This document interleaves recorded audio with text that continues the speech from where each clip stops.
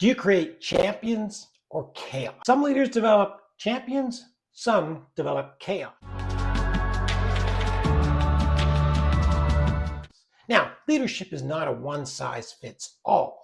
How you lead will determine whether you develop champions or create chaos in your organization. Let's see how different leadership styles shape the culture of their organization just by the way they lead and support the team around them.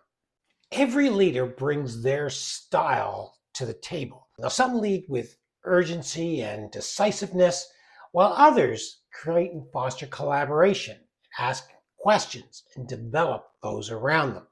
One was driven by urgency. They knew exactly what they wanted to do, how they wanted to get it done, and they relayed their instructions to their team members, and they looked for their team members to execute exactly as they were instructed to execute. This was more of what I would call a minion style of leadership. They were looking for minions. Do what I ask you to do, when I ask you to do it, and we'll be happy and the results will count for themselves.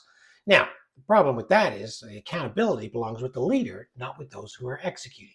Now, the other leader was very engaging, very collaborative in their nature. They would ask questions. They would say, hey, here's the problem. What do you think we need to do to solve it? They would get input from those that are around them, the team. They would foster development through asking questions. And collaboratively, they would decide on the right approach.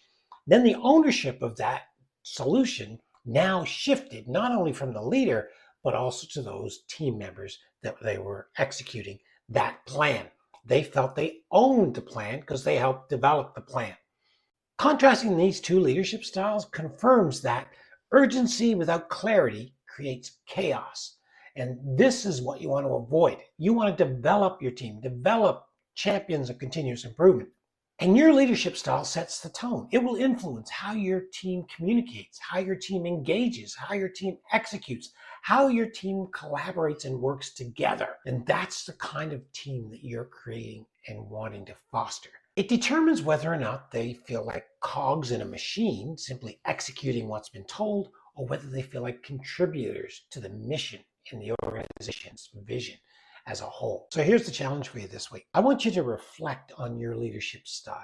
I want you to write down 3 words about the style of leader that you believe you are. And then ask people that you trust around you to write down 3 words about the style of leadership they see you as. And then compare the two. Compare the lists. Are there similarities? Are there gaps? Is there anything that somebody else wrote surprising you about what was written? Is there that alignment that you're looking for? Because when you understand your leadership style, you can start to shape your leadership with intention. And that's the point of this lesson. You need to shape your leadership with intention.